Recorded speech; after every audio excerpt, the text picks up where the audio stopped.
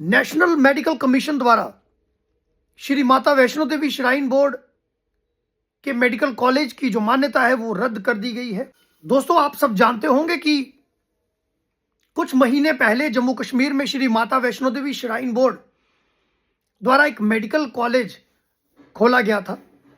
हमारे हिंदुओं के पैसों से एक मेडिकल कॉलेज खुलता है। श्री माता वैष्णो देवी मंदिर में जो हिंदुओं का चढ़ावा वहां चढ़ता है, उस चढ़ावे के पैसे से लगभग 650 करोड़ 700 करोड़ रुपए लेके श्री माता वैष्णो देवी श्राइन बोर्ड ने एक मेडिकल कॉलेज बनाया, जिसमें 50 सीटें रखी गई। उन 50 सीटों में 42 सीटें मुसलमानों को दे दी गई और बची हुई 8 सीटों पर इस तरह का माहौल क्रिएट किया गया कि उस पर भी जो हिंदू आए हुए हैं वो छोड़ के चले जाएं। जम्मू कश्मीर में लगभग सभी हिंदू संगठनों ने और जितने भी और लोग थे, जो सामाजिक कार्यकर्ता थे, जम्मू कश्मीर के भी सोशल एक्टिविस्ट, बहुत सारे संगठन बाहर आए। उन्होंने अपनी शक्ति का प्रदर्शन किया, सत्ताओं पे दबाव पड़ा और मैं ऐसा मानता हूं कि भारत के प्रधानमंत्री श्री नरेंद्र मोदी जी ने इस चीज में इंटरफेयर किया।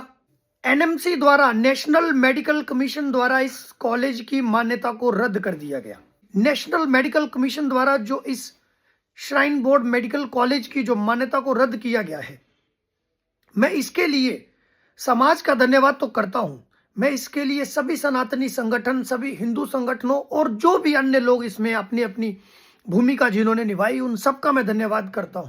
मैं एक शख्स का धन्यवाद इसलिए करना चाहता हूं क्योंकि उनकी मर्जी के बिना ये शायद कभी नहीं हो पाता। देश के प्रधानमंत्री ने इस मैटर में इंटरफेयर किया और देश के प्रधानमंत्री की मर्जी से ही नेशनल मेडिकल कमीशन ने इस कॉलेज की मान्यता को रद्द किया। जम्मू कश्मीर के सनातनी हिंदुओं के साथ जो उनका प्यार है, जो उनका विश्वास था, उन्होंने उसको नहीं तोड़ा और जम्मू कश्मीर के सनातनी हिंदुओं को उन्होंने एक बार फिर तोहफा दिया। मैं जम्मू कश्मीर की तरफ से, जम्मू कश्मीर के सनातनी हिंदुओं की तरफ से मैं देश के प्रधानमंत्री का धन्यवाद करता हूं।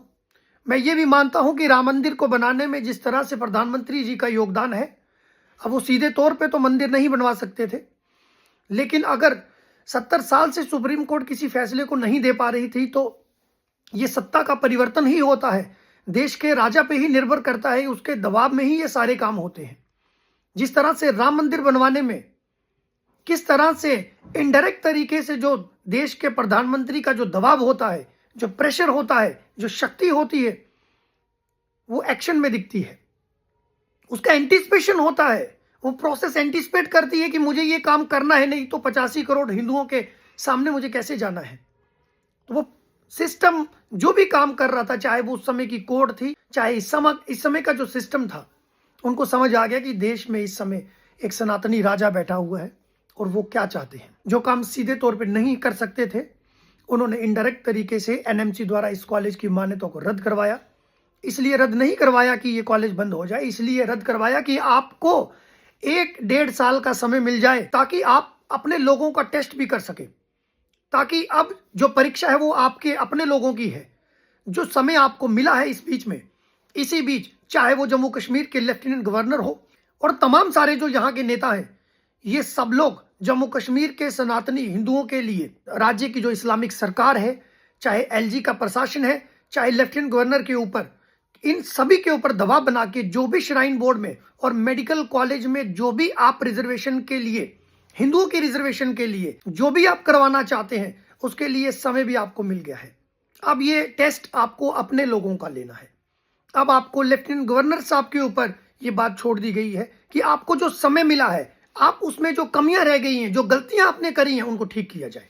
इस मसले को जो एक राज्य से उठा और पूरे भारत में ये चला, इसके लिए जो भी लोगों ने, जिन भी लोगों ने जिस भी राज्य में रह के, जम्मू कश्मीर से लेकर पूरे भारत में जिन जिन लोगों ने इस विषय पे बोला, मैं उन सब का भी धन्यवाद करता हूं। मैं इसके लिए जम्मू कश्मीर के सनातनी हिंदुओं का धन्यवाद करता हूं कि उन्होंने अपनी आवाज को पूरी ताकत के साथ रखा।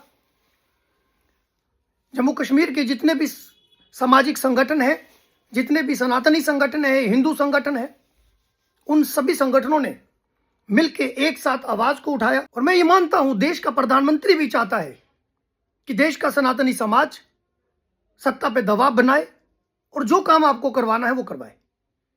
और इसी तरह से सनातनी समाज अपनी शक्ति का प्रदर्शन करते रहे, सत्ताओं पे दबाव बनाते रहे। और इसी बीच में जो समय मिला है उसमें जो गलतियां हमारे अपने लोगों ने करी हैं उन चीजों को भी ठीक करने का समय आ चुका है।